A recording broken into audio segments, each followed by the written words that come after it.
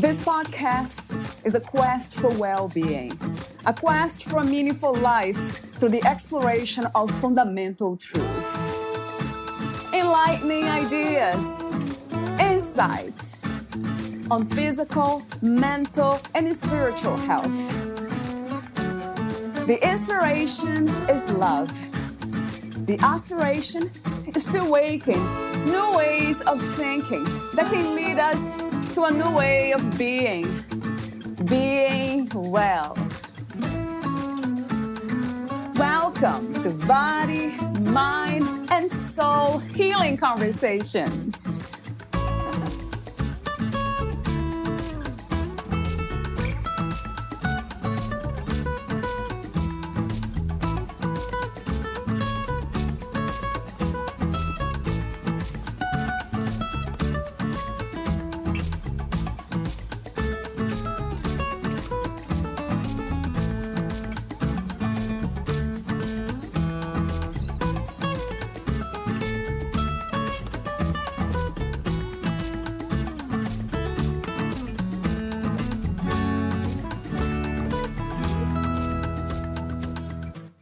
Societal norms tend to dictate a reliance on the rational mind for life decisions, but we must work hard to avoid this in order to connect with our higher selves. Turning off the mind's ever-flowing fountain of thoughts will allow the heart and gut to be heard. Once all three brains are connected and allowed to properly function, the seeker will form a conduit to the higher self, opening up to ancient wisdoms, because the very nature of language is that every word loses truth in translation. The only way to sync all three brains is through relaxation and meditation. You are indeed integrating your mind and body, and this will allow you to hear your higher self for the first time. When all three brains are connected, the seeker will open the gate for heart coherence. Heart coherence is when the heart is vibrating and beating in a positive emotion, giving you a sense of well-being. And it is the next step towards your HeartFire activation. Simply breathe into your heart center and hold love for something like a pet or spouse. This is the 1-minute method that is recommended by the Heart Math Institute to achieve heart coherence. A seeker of truth and harmony wants to integrate the gut, heart, and brain because it unlocks sensory inputs that are typically blocked by the rational mind. Unconsciously blocking input from your entire nervous system is a learned skill in the industrious age of production. Industrious production does not want you to truly feel your environment because this technique of living doesn't conform to the accepted picture of reality. The goal of living using your gut, heart, and brain is to achieve the feeling of Pono, feeling right with self on all levels of life. By integrating the entire nervous system, you will open the gate to HeartFire activation and heart coherence, and you will allow the process of opening your heart center to begin. HeartFire activation will also strengthen your spiritual practice by bringing unconditional love and compassion into your life. Remember, unconditional love and compassion are the vibrations and frequencies that manifest your soul's contract. By holding this vibration, you are commanding your dreams and your future. Even right now, your highest potential is right in front of you, lingering behind a veil. It is simply vibrating at a higher frequency, and to obtain it, all you have to do is match that vibration. When your thoughts and emotions are equal to your highest frequency, you will activate your heart fire and miracles will happen. Valeria interviews Thomas Worm, the author of Awakened by HeartFire, Wildland Fire Stories, and The Secrets to the Universe. Thomas Worm is a wildland firefighter, author, mindset coach, integrative psychology practitioner, fitness trainer, and nutrition specialist. With danger waiting around every corner, his fire career guided him to see the true nature of life. Thomas used what he learned on the fire line and applied it to self-help and spiritualism with the powerful intention of helping others be healthy, safe, and happy. Thomas uses neuro-linguistic programming, meditation, and mindset coaching as tools for success in his practice. He studied at the Awakened Academy, Empowerment Partnership, International NLP Center, International Sports Science Association, Self-Published School, and on the Wildland Fire Line in the Western United States. Here is the interview with Thomas Worm. In your own words, who is Thomas Worm? Wow, Thomas Worm, really at the deepest core is a spiritual being, but day to day is a wildland firefighter, author, mindset coach, and really just out here to try and help as many people as possible. That sounds really good to me. Thank you. Before we talk about some of the topics in your book, Awakened by HeartFire, Wildland Fire Stories and the Secrets to the Universe, I have a few warm-up questions, as I mentioned off record. And the first one is, what is life to you, Thomas? Oh, that's such a beautiful question. For me, life is about adventure and really finding your own space and ultimately finding what gives you a flow state and what gives you just a place to come back into your body and to feel good. Yeah, that is such an interesting state of being of mind, the feel good that's often confused with pleasure, right? So when you say feel good, Do you mean, talk to me about that. Yeah, so feeling good's really, feeling healthy and safe and being happy inside your own body, inside your own life, right? And that can be so hard sometimes, and sometimes that takes work, but that's really feeling good to me, is feeling that healthy, safe, and happy. I like that. What do you think is the opposite of life? The opposite of life. Wow, that's a really interesting question. So, I think the opposite of life is being stuck and spiraling down and getting, stuck in a rut of really hard emotions or vibrations, even that really tough negative vibration energy fields that sometimes we encounter with other people, or maybe it's a feeling we get when we're triggered, right? That's kind of the opposite of growth, I guess. I guess if we're not growing, then we're not really living. So true. So I have lots of questions for you on that. How do we learn to identify those negative patterns? And how do we do it? And when do we do it? And I know that this is what your work is about. Oh, yeah. So I have lots of questions here.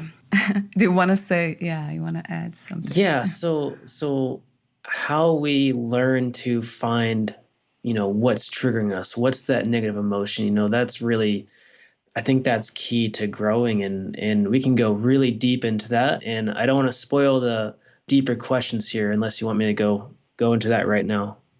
Yeah, I'll ask you later. Let me continue with the warm-up questions. The next one is about freedom. What does it mean to be free? Freedom is all about being able to express yourself and honor your own, your emotions, your desires, your feeling of curiosity, really having that freedom to just go with your curiosity and to express yourself. If that's artistically, if it's being creative some other way, like writing or painting or photography or even just dancing, right? I think it's just the freedom of expression, really. I love that. And that, in a way, contradicts this idea of the negativity, because sometimes we want to control every negative response, but that's part of life too, isn't it? Yeah, and I think that's what's so amazing about these vibrations or emotions is sometimes one of the best things to do is just to actually feel that emotion. If we get angry, maybe screaming in a pillow for 30 seconds as loud as you Yeah. can, right? Really honoring those emotions in the moment, it is important. Even when they're negative, we have to not act on them, but to honor them and process them, right? I like that, Thomas. Yeah, recognizing them and listening to them. Yeah. Right. Understanding the pain. It's very important, right? So, at this time, what do you think is the world's greatest need? And do you have a vision for a new reality? Oh, I love that question. I think, the my big vision for the world and what we need right now is I really think coming back to nature and Mother Earth and Father Sky and coming back into our bodies, really, because we're so focused on technology and in our phone and Facebook and all the other things that are out there that are drawing our attention away from being here right now. With everything going on in the world, I think it's so important just to come back to now and breathe, right? I agree. 100%, 1,000%. Yes. And do you think that after this moment experience that we are going through, reality will be somehow different, or we'll go back to what it was?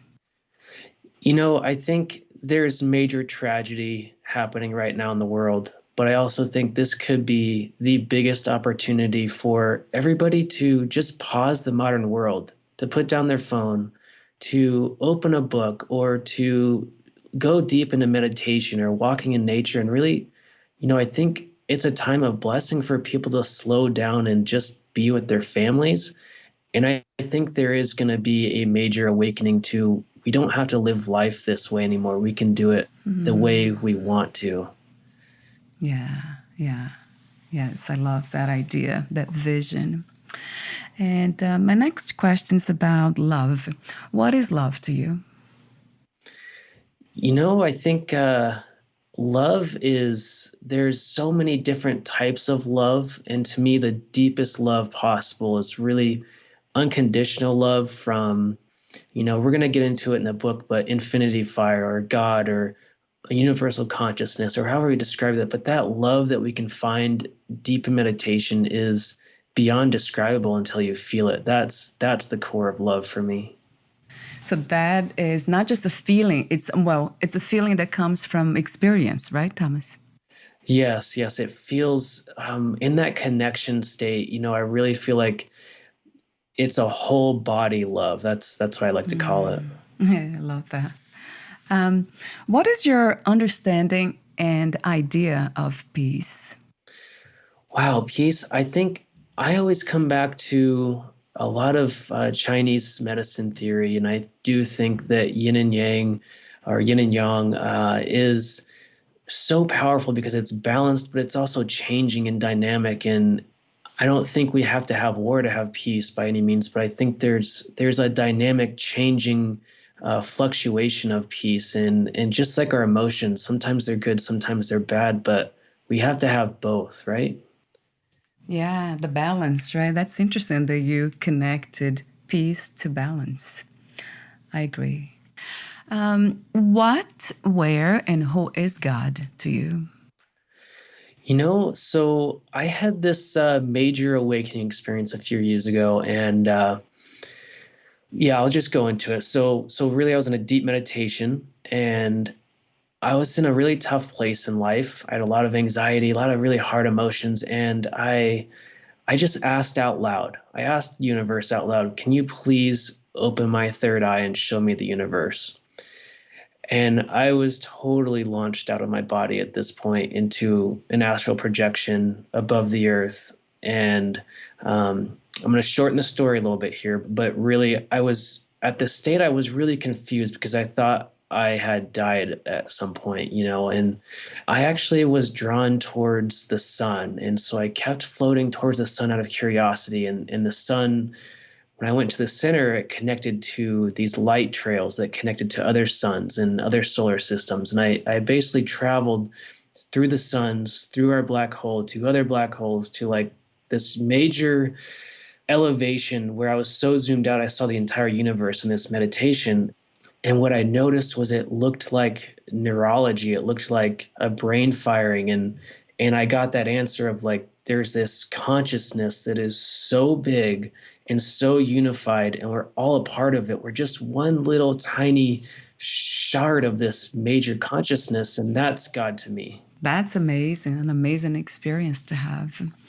I have heard similar experiences. It's interesting how this understanding of what life really is, it comes in different ways, from different experiences. In the end, the message is the same, that everything's connected and it's infinite.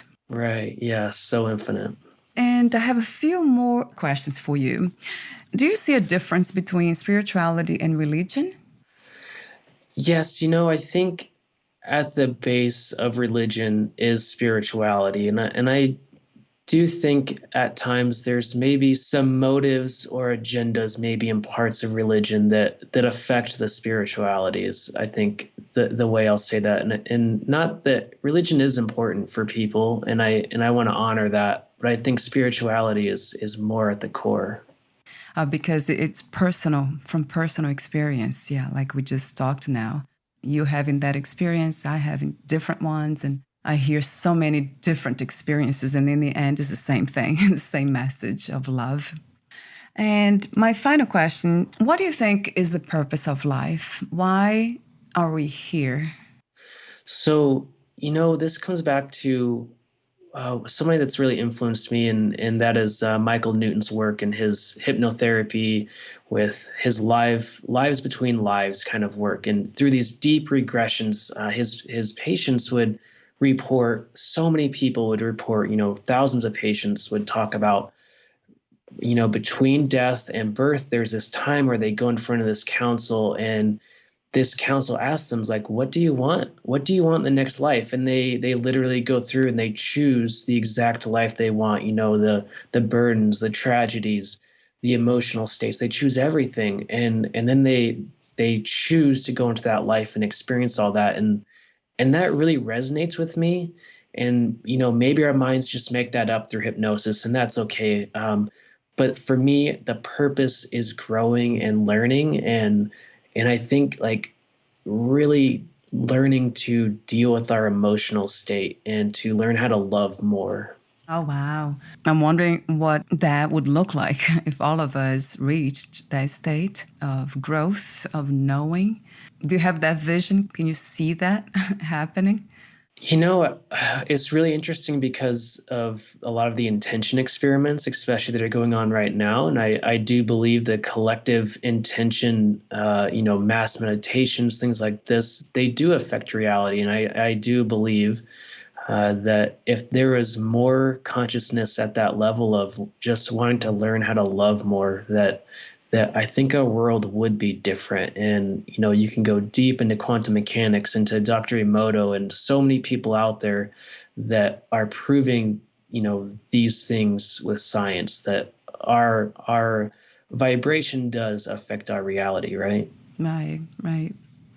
And also in the end might be just the individual experience. Each one of us, I don't think is the same. So we all experience reality differently. So in a way, it might be just ultimately to be happy and be at peace and enjoy this. It's such an amazing, I don't even know the name for it, an amazing something. It's fun. So let's talk about your work. How did you become a writer? Yes, so this is really interesting because I was at home. I was going through this identity crisis, like that spiritual experience we talked about earlier. I really had this slow identity crisis starting to form, or a shamanic death, some people might say. And actually, at the time, I had this really bad flu. I was in a bad fever, and I couldn't sleep, and I was just so sick. And so I went out to my couch to try and get some sleep and put on some meditation music and really focus on healing my body. And deep in that meditation, I fell asleep, maybe a couple hours, and I just rose up out of bed or out of the couch really. And there was this thought voice that was like, you're going to write a book. And it was just so powerful. It was so overwhelming. I was like, okay, I guess I have to write a book. And right then and there, I grabbed my journal and started scribbling and drawing pictures. And ever since then, I've been writing like crazy. And how did you choose to become a firefighter? Why did you choose that? Oh, yeah. So basically, I'm a third generation wildland firefighter. And so my grandpa did the fire lookouts during World War II before he went to the war. My father was in wildland fire in California and did that for about 17 years. And his stories growing up really captured my attention, like the adrenaline, the adventure, the danger. It's just so interesting. And so around the age 15, I really decided that's what I want to do with my career. And that's what I did. I made that happen. It took a lot of work. By the time I was 19, I was on my first fire crew and going at it. So that was the inspiration was your family members, right? Yes. And what was the intention of writing your book, Awakened by HeartFire? Yeah, so the intention is to really, so out there on the fire line, I started to discover that I was doing these things with my intuition that was so interesting. And I think I was fighting fire in such a different way than people. And here's an example. I would go up to a tree, and sometimes you have to cut trees that are on fire and they're really dangerous and it's really scary. And it's, I'm standing there with my chainsaw and it's just raining embers on me. And I'm thinking, is this tree going to kill me or not? And it would take me a second to take a breath, look inside my heart, really feel my gut instinct and hear that voice of like, yes, this is safe enough, or no, you should, take a different path. Right. And that's such a beautiful metaphor of life. And I thought I can apply this to everybody. Like, how can I break that down to a step-by-step process to help people really connect with their heart? And the heart fire is very important to me because my healing journey through one of the biggest things that happened to me in life was one of my best friends passed away suddenly, and it just destroyed me. And after that, I had this anxiety and this really hard, there's so much anxiety that I had ailments inside my body, right? And when I got treatment for this through Chinese medicine, it was a heart fire ailment. And so that was like the seed of the book was I overcome this ailment and I created an opportunity out of it. That's a wonderful thing to do. It's they call it transmuting energies and creating from whatever we have. That's really a wonderful thing when we can do that. Create something beautiful from something that it's not so beautiful or that's painful. When you say the heart, and you also mentioned the word now, intuition. In your book, you talk about higher self and infinite fire. They all related, all one thing? So there's your heart fire, which is like your soul. It's inside your heart or your chest. And maybe it's totally different for other people. This is just my own representation in my own body. But the heart fire is really like that shard of consciousness, that super consciousness that we're talking about. And the higher self is like your highest potential, maxed out to the most beautiful, happiest, healthiest person you could ever be. That's your highest self. It's possible. It's there. It's just like a vibrational shift, right? And then there's the infinity fire, which is that super massive, infinite like consciousness that is, it's so hard to explain. Your words become lost, right? And it's just like that neurology that I was talking about, that universal consciousness. God is a great word for that, a non-religious context of God. Yeah. When you say infinite, that kind of triggers the mind to think about God, right? Consciousness. Did anything change, like your life change in any way in the process of writing your book?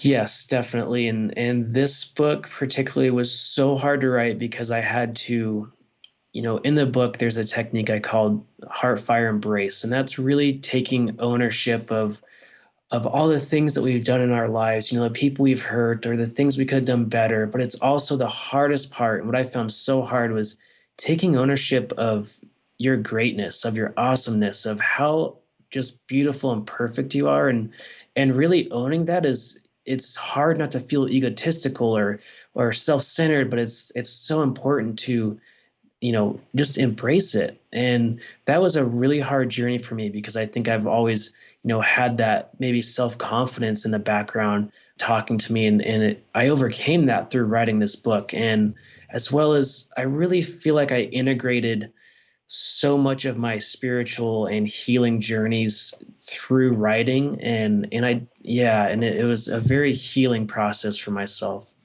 Wow, writing. Do you wonder why writing is so healing? There's something magical about writing. Yes, I do think, especially in the shamanic traditions, writing is so powerful because you're speaking to spirits, you're speaking to the other side, but when it's written in word, it's really, really powerful. Like there's some serious weight to those words, and our words, they really do matter. That might be it. Like when we see on paper that has this, we realize it's just not something abstract. That's actually real. The communication with what we call spirits or the higher ground and the higher self. It's something that's real. That might be the reason why, we feel so empowered by these thoughts when they become words. So talk to me about the triangle of self-love. I love that because I love the number 3 and I love the idea of self-love. Yeah, so the triangle of self-love is really finding nourishment or finding what fills your cup, right? But for your mind, body, and spirit. So, sometimes we gotta learn something new or doing a Sudoku or whatever it is to really nourish that mind.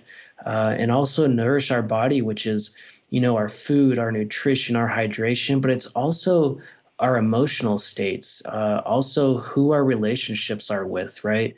Maybe taking time to get a massage or go to the spa, like really nourishing your body, and spirit nourishment and spiritual awareness is really about really connecting to that infinity fire, as I call it in the book, or God, right? Having some sort of communion with that spiritual side. And when you put all 3 of those together, it becomes this triangle of self-love that is so powerful. It just changes your whole life. Yeah, and there's no way you wouldn't anyway, because it's so powerful, these practices.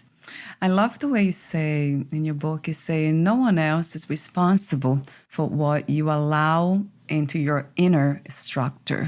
And that is so true because most often you see people blaming others in the world for. Do you consider blaming to be a negative emotion? I don't think it's negative. I would consider it a distraction of really, when we see things outside of ourselves that triggers us, I think it's something that we're working on inside ourselves and that we don't want to admit, we don't want to talk about yet. We're not ready to honor or process that something that's inside of us that we're seeing, right? And I think that's where the blame comes in. They're blaming that person for triggering them, but it's really themselves being triggered. That's interesting that some people are not ready. Do you know why some people are not ready to improve their lives? That's a beautiful question because the behavioral change science and that whole realm is really interesting. And to me, it comes down to limiting beliefs, and especially with the breakthrough sessions and the mental emotional release stuff that I do with clients, is that the limiting beliefs, they can be, I'm not good enough, or I'm too poor, or my family did this, or this happened to me, and so I can't do that, so I can't do this. And maybe there's a limiting belief holding them back from truly being able to change themselves, so they try so hard, they're almost, changing, maybe losing weight, and then they get knocked off course and start eating bad again, right? Just an example here. And sometimes it's self-sabotage, but they don't even know it. And it's because it's at the deepest subconscious level. And that's where a lot of the real change work has to happen sometimes. So people need to go through all the work first, the inner work. Yeah, you actually mentioned here some specific therapies: mental emotional release, MER, also known as timeline therapy. This is the one that you found to be the most effective, Thomas? Yes. So everything that I've studied so far and all the things I've looked at spiritually and through science and just my experience as a coach, the mental emotional release is the most profound. And what that is that it's almost like a guided meditation or maybe hypnosis type feeling, but the client guides you because they're going on their own journey. And what happens is they release the main five negative emotions. So anger, sadness, fear, hurt, and shame. And so we take them back through their timeline, and they're floating back through their timeline to the first event where they felt anger, the very first time they felt anger in their life. And they actually release that. They truly release that anger. And then they come back to their timeline as they're floating back into now, they're releasing anger throughout the entirety of their life. And so when they come back, they have no anger that's built up, right? They can still feel angry if something happens, and that's normal, but there's no anger that's deep-seated, stuck inside their body anymore. And so we go through that for all five emotions, and maybe something that's really specific, being worthy or something like that, as well as we do that for limiting beliefs. So I'm not good enough. They'll go to the first time that they decided to make that belief, and they'll release it. That sounds really good to me. So going back to the topic of self-love, I have a question for you. How do we know when we are there, when we are finally loving ourselves? Yeah, so the way we know when we're loving ourselves is that we make the choices that make us feel good or, healthy and safe and happy. And so when we're choosing those things, we're choosing to nourish ourselves over something that doesn't nourish ourselves. One of the greatest books, I just love the way he phrased it is, are you rowing your boat faster or are you slowing down, And I think that's just a great frame for that. Yeah, it's actually easy to know, you're right, in a way, but then we have to have that reference somehow, because a lot of people, they confuse self-care with self-love, and I think they're different. It seems like self-care is a component of self-love. Do you believe in unconditional self-love? Yes, and I do believe in that. I believe it's possible, and that is something I think is at kind of the highest level of self-love. And it takes a lifetime to get there, I think, because we're so hard on ourselves. We have that, I think so many people have that inner critic that really does, work against them sometimes. And that's what we got to overcome to really find that unconditional love. You believe that this is a work for a lifetime. So it's a practice, a constant practice. One remembrance, right? It's just remembering. Yes.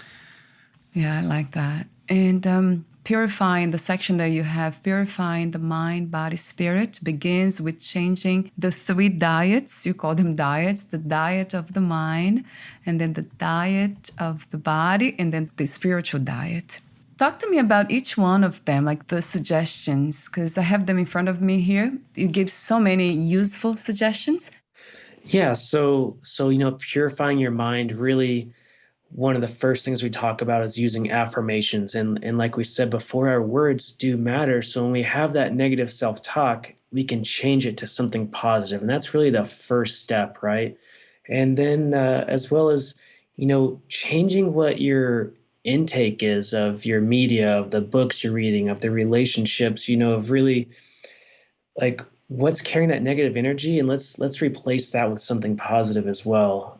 As meditation is just, it's gonna totally change your physiology. It's gonna change your mindset so much, and I think really understanding like the information, going back to the media stuff, is like that information streaming in is, you're letting that stuff come inside like your inner structure, right? You're letting it come into your mind, body, and spirit, and it does have an effect. So that's really how to purify your mind, is like those are the first steps. The last stage of that is maybe trying a digital detox and really going into nature for 21 days of just nature, right? I love that idea. Absolutely love that.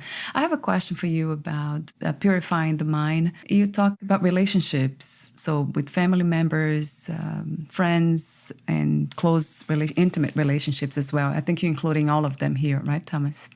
Yes, and so those relationships are, we love our family, we love our friends, but sometimes those relationships don't serve us and in the highest way possible. And so it's really hard to say it out loud sometimes, but there is a place to release those people that are really close to you and let them have their own life and let you have your life, right?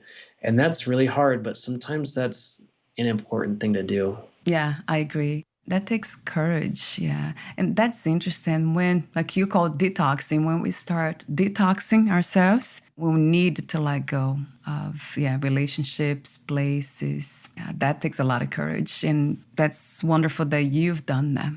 I've done too myself. So it's really great that we took that chance to discover ourselves. You also talk about prescribed fire and a guided meditation for that, right? Talk to me about that. Yes, so this meditation is so powerful. I love it so much. And, it really comes from my wildland fire background. But what happens is in this meditation, I take you deep into I am a hypnosis practitioner. So I take you really deep and you get really relaxed. And basically you go into this forest and you go into this really nice, beautiful forest. But there's this deer that you're following and you're trying to catch up to this deer, but it's so hard. And it leads you to this forest that's a little darker, a little thicker, and it's the part of your mind that's so stuck with so many thoughts and feelings that it's kind of overgrown, right? And so this meditation guides you to start picking up the brush and start piling and start making piles of all the debris and all the overgrowth and put them in all these different, hundreds of thousands of piles, right? And then you start burning those piles and you burn those piles just like I would as a firefighter, but you're really watching that smoke and that fire just burn away all those unwanted thoughts and feelings, and you just let it all go. That is so amazing that because your profession as a firefighter gave you the opportunity to make this connection, because it's very much true. When we have negative emotions, it feels like it's burning. It's a fire within and the body can be felt. So that is a very interesting relationship that you have created. Fire meditation, the prescribed fire, and this idea of burning emotions that don't serve us anymore. Do you want to add anything else about the diet of the mind, Thomas? I think we hit the diet of the mind really well. And yeah. And then so the diet of the body, to me, it sounds like common sense, breathing water and all that, but it's not. Like people say, common sense is not that common. But talk to me about your ideas for a healthy body. Yeah, so the first piece is focusing, in the order of breath, water, food, sleep, exercise, and love. So all those are so foundational that we have to have all of those to really have a strong, healthy body. And then really I go deep into the heart diet, which is, eating foods that are hydrating, holistic, and healthy. And then also eating foods that are energetic and enjoyable, abundant in nutrition, taking time to read your body and listen to it. And I think that's one of the most foundational things, because there's so many diets out there. There's gluten-free, there's vegan, there's, a million different diets, but the only diet that's good is the one that fits your body, right? And we have to listen to that. And the other piece of it too, that I think so different from any other food nutritional advice, is thanking your food and praying with your food in. And I really take that from Dr. Emoto's work and his work with water crystals and intentions, love and gratitude. And you really are changing the molecular structure of your food that way. And you're nourishing your body in a totally different way when we work with our, food and water that way. Yeah, and that's so true. I love the way you begin with the breath, breathing, because we often forget to breathe. What are the most useful practices, breathing practices, we can engage in on a daily basis? Yes, so my favorite breathing technique is Ha breathing. And what that is, you're breathing deep into your belly and deep into your chest and deep into your shoulders. So it's kind of a 3-part breath. So it's very similar to a yogic breath, but you're breathing as deep as possibly can. And then on your breath out, you're actually letting out a sound like a ha sound. And you're letting that breath out as long as you possibly can. And what this does is it's very similar to counting down, right? You're counting down, that you're breathing out as long as you possibly can. And we do this for about 30 times. That longer breath actually signals your body to slow down, to lower your heart rate, to lower your blood pressure, to your whole physiology will completely change in 30 breaths. And that's my favorite. That makes so much sense. I practice them and it makes a huge difference. Yeah. Right. So true. I see you have a meditation, guided meditation for this section too, called Golden Fire Without a Flame. Do you have the link for that? Would that be your website or? There is a specific link for all these meditations, and all the listeners are more than welcome. You can have the link for the show notes and they can access all the meditations, and really the meditations are to be done in a sequence and to build upon each other. But the golden fire without a flame is really bringing in that infinity fire into your body, bringing that unconditional love that's so powerful it burns away everything negative. That's kind of the idea behind that meditation, and it is probably the most powerful meditation in the series, I think. I'll try that one later.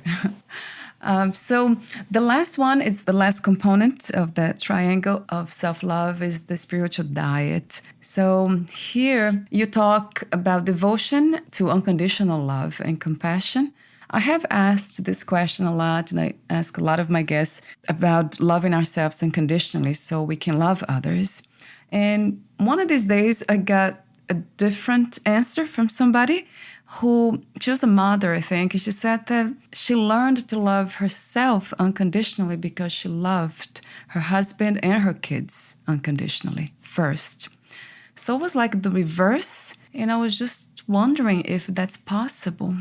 That's really interesting, learning to love others before yourself. And I think that is really majority of people's experiences is they love everybody around them but themselves, and they take care of everybody else but themselves, and it takes a long time to come back to themselves and to actually love themselves. And I do think it's possible to do that first, but most often than not it takes that backwards route to get there. And for me, the unconditional love, there's just so much power within the infinity fire and that God piece of just letting that in and just being with that infinity in that moment. Yeah. And it's all about accessing that unconditional love has a lot to do with this moment now, which is so challenging to do. And speaking of challenges, what are the most common challenges that we could face when trying these diets? I love the way you put this diet, the mind, body, and spirit. Yeah, so the biggest thing is that the meditations and the ideas in the book are in a series because the most important thing is protection, and to build a grounding, to ground ourselves in our bodies and to be protected. And really when we start doing a lot more intention work in these really deep meditations, there's an opening there. If we're not being very intentional, we can open ourselves to not being grounded, to leaving our bodies, and nothing can hurt you in these meditations at all as long as we are protected and grounded. And that's the most important piece. And if we go outside of our bodies, it just takes more work to come back and to be centered and to be grounded again. And that's the real danger, is how much work do you want to do afterwards, right? And I can tell you, being ungrounded and disassociated it takes a lot of work to come back from that. And the key point is to ground and protect. Yeah, the unlearning experience is really, it's a tough one. So when you talk about detoxifying the heart, is there anything that you didn't mention about this process of detox? So really the detoxification of the heart is really part of the diet of the body, but it's really it goes really deep into the heart center, the heart piece, the emotions, the vibrations, and how do we actually change that heart center? How do we let go of things? And there's a lot of techniques in there like Ho'oponopono, which is, I think, the most profound practice from ancient Hawaii. Is just thank you so much, Huna, for that, because it is so powerful to fully forgive others and forgive yourself. That's true. So my last question is about the HeartFire Method. I know this is in the end of your book. You have the sections, the breathing techniques, protect and ground. And would you like to talk about that for a moment, Thomas? Yeah. So in the end of the book is the HeartFire Method, and really it's all the techniques of what I learned out there on the fire line. And that was a big challenge, was to really slow that down. And like I said earlier, to make this step by step of what was I actually doing on the fire line. And so I took these steps and, breath work, protection and grounding, doing the HeartFire embrace, which is really taking ownership of yourself, connecting with that infinity fire and bringing in that unconditional love, right? And then this really gives us the chance to have heart clarity and to really have a clear heart.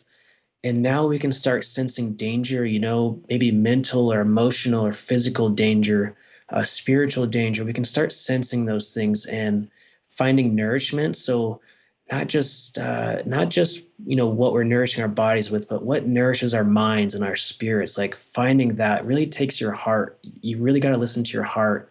And then there's heart confidence, which is starting to put all these tools together into a process. You're starting to build that confidence with these, and the end state is heart certainty. And so you have all these tools together and they're integrated, and so you can apply them to multitudes of situations and different experiences and start creating your own frame of reference for the method, right? And so really the end state of all this is that there's a short piece of technique in written word, but really you got to go to the guided meditations to get the real meat of the technique. And at the very end of it, I just hope the reader, the listener, can really just be inside their body and at peace. That's wonderful. It's really beautiful. I love the way you talk about the heart, clearing the heart. People use that word too. And use the word protect. Yeah, so it's a protection. So the heart can now protect us. We have to protect it, so it will protect us. Would you like to add anything or read a passage from your book before I ask you my final questions? Sure. Let's see. Yeah, I'll read a passage here. Okay, so this is chapter 10, Infinity Fire in Action. Owning that you are your highest self right now is the HeartFire embrace. When you begin to take true ownership of yourself, the first step is nourishing your body in the following order: breath, water, food, exercise, sleep, and love. When you begin to take control of your basic needs, you can start in on the next layer. The triangle of self-love is supported by nourishment, like we talked about, breath, water, food, etc., deep love, and love for others and all beings, and accountability. So nourishment is deep love, accountability are at the foundation of all spiritual work. When you embrace your heart fire, you allow yourself to acknowledge your current disturbances. The lesson behind every struggle is that the uncomfortable obstacle is highlighting that which you need to work on inside yourself. The challenge in front of you is the actual story, but the lesson is the metaphor behind the story. Seeing between the lines in life is where we find beauty, inspiration, personal growth, and compassion for ourselves. I love that word too. Those two words, self-compassion. That's self-love, self-compassion, right? Thank you so much, Thomas, for the work that you do and how you do it too. The words you choose to use, they're very warm. So I have a few more questions. The first one is about lessons learned. What was the hardest lesson to learn about yourself and life? The hardest lesson that took the hardest toll on me was to learn to be inside my body. And I know I've said that terminology a lot in this interview, and that's because it's so dear to me, because I was I became so disassociated after my friend's passing, and that was such a hard time in my life, and the anxiety and the grief and just compiled into illness and such a hard time in my life. And that really came down to just being inside my body and being okay with right now. It's a really hard lesson, and I think I'm still integrating that fully. Yeah. Don't we all? What is another word for healing?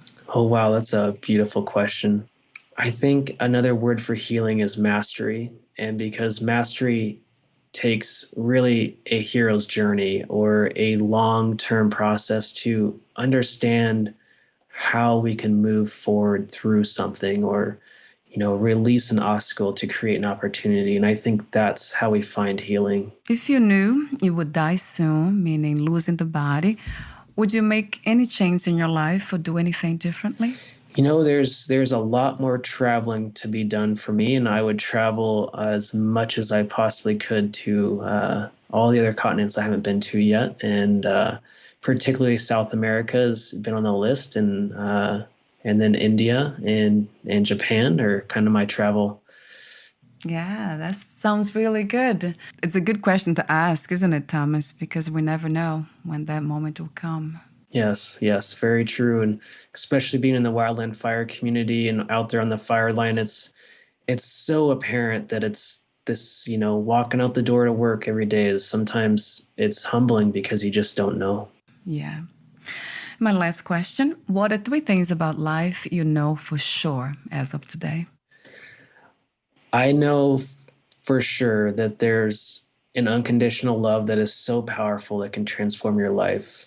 And that unconditional love leads to a compassion that can change others' lives, that you can, respond with kindness, not just to yourself, but to others. And I know that's possible. And, the last one is that if we just allow the love to be inside us, we're going to be healthy, safe, and happy. Thank you for saying that. Responding with kindness, that we have that choice and it is possible, right? That's beautiful. Thank you so much for this conversation. It has been peaceful, meaningful, and I love your wisdom, your presence and your wisdom. Thank you. Thank you so much for having me. Where can we find more information about you, your books, products, services, and future projects? Yes, so you can find me at mountainmindtricks.com and also Thomas M. Worm at Facebook. And, you can find my books on Amazon, and they should be in bookstores around the world, but mostly Amazon. And if you get to my website, it will take you to my own podcast, Sacred Ancestry, and my books and all the techniques that I'm talking about and all those things. So, just go to mountainmindtricks.com. Wonderful. Thank you so much again, Thomas, and we'll talk soon. Thank you. Bye for now.